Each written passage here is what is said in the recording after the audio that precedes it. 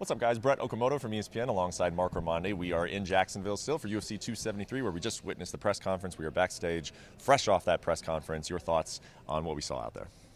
It was a press conference. It was? It was a press conference. I think that there is definitely a lot of heat between Petr Yan and Aljamain Sterling. There were no face-offs today because I guess Dana White and matchmakers McMahon and Sean Shelby not in town yet for UFC 273, but Aljamain Sterling and Petr Yan wanted to face off, and they were being held back by security, and that was probably the most interesting part of the presser. Also, Khamzat Chimaev and Gilbert Burns. It seemed like last night when they had a meeting, the hotel and their towels, both cutting weight. Yep. Seemed like it was was today, not so much. A lot of back and forth between those two guys as well. Yeah, by the way, I mean, Dana, you do a great job at those stare downs, but I think we can have them without you, right? Look, you weren't here, Mick wasn't here, but put you in the middle of them. I think it's going to be fine. I volunteered my services, Brett. A lot of security back here. I know that some of the fighters were actually disappointed, as you mentioned. You could tell Aljamain wanted to stare off.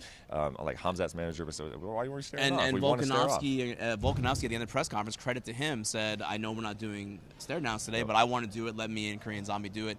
They let them do it because probably the most cordial of the two fighters on stage. The other ones were kind of going back and forth. Maybe they were a little bit afraid of something popping off, but this is what happened. I will say it was a nice reception for Alexander Volkanovski, which I think is great because, like you mentioned, he doesn't have a whole lot of heat on this championship fight, but coming off of what he did against Brian Ortega, it just feels like this guy's getting his due. It feels like he's getting the respect he deserves and also just the admiration that he deserves.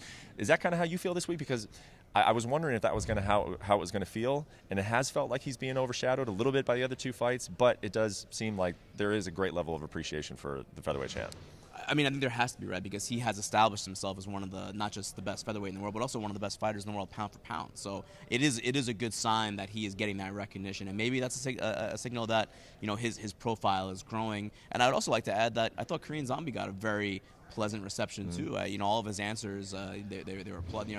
He gave some really interesting, insightful answers, and they all got applauded. And sometimes how a UFC press conference can be. Everyone, everyone's kind of waiting for blood and for something, some action. But they were giving Zombie some really nice receptions. Especially when things got to be translated from Chinese to English to Russian Korean to and Korean. Russian, Yeah. There was a lot of translating going on in this press conference, but it was still, I thought, a pretty good press conference.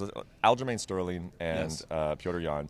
I asked you yesterday how you thought about Aljamain's demeanor and sort of what he's saying. What did you think of both of their demeanors at the press conference? Yeah, that like you said yesterday, that remains to be one of the most interesting things about this card. So Aljamain Sterling, when he came to the press conference, he got up on the dais and he had a Jacksonville Jaguars helmet, put that on, and kind of went back on one knee like he did last year when Yan gave him the illegal knee. And then he was reading on stage something that was called the MMA rulebook for dummies, which all of us MMA media members have that in our bags, of course. I'm enjoying it, but it does seem like he's taking pages off of Henry Cejudo's book of cringe a little bit because it seems a little cheesy, some of these things. Yeah, even though I'm here for it, I enjoy it, but it's got a cringe factor to it, right? Certainly, he's leaning into the cheesiness and the corniness, and the fans they're booing him, and it's really interesting to see fans in Florida booing the American fighter and cheering for the Russian fighter who is not speaking English in the press conference. But I guess that's just the UFC is it's a multicultural promotion, and the fans in Florida are very much on the side of Petr Yan and not Aljamain Sterling. Well, if you wondered how Aljo's team was handling those remarks that Petr said that it was on site, that he was going to take out his team as soon as he saw him, I don't think that they're too worried about it. In fact, I saw Al Iaquinta rolling around the streets of Jacksonville on one of those scooters today, just going, woo! That's what Al was doing before, maybe on his way to the press conference. Okay, last thing, Khamzat Chimaev and Gilbert Burns. I feel like, we saw that they saw each other at the hotel and they were very cordial to one another. But now I feel like you're starting to see a little bit of the dog and the competitor in them. You saw that at this press conference. They're not friends anymore. They're really looking forward to throwing down, I think. 100%. Chimaev was, I remember yesterday he was a little bit low-key at media day.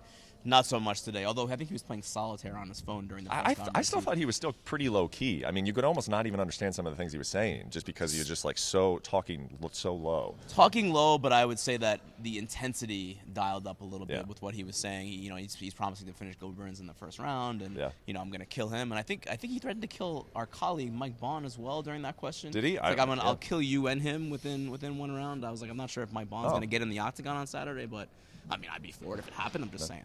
Well, I will say that we were talking about his weight, and I have been told that he is lighter than he was in Abu Dhabi for his last fight at this point, and that obviously that weight cut starts tonight. They were going to start at midnight and start cutting weight at midnight in the hotel. They felt pretty confident in that he would wake up on weight tomorrow morning. Okay. So we shall see. The weigh-in is tomorrow morning. Then we got the ceremonial weigh-ins. We're finally going to see these guys square off. I think there are going to be a lot of eyeballs on that because we didn't get to see them square off today. So still a lot to stay tuned for, and keep on our YouTube channel, ESPN MMA. For Marc, for myself, thanks for watching, and we will see you tomorrow in Jacksonville. Thank you for watching ESPN on YouTube. For live streaming sports and premium content, subscribe to ESPN+.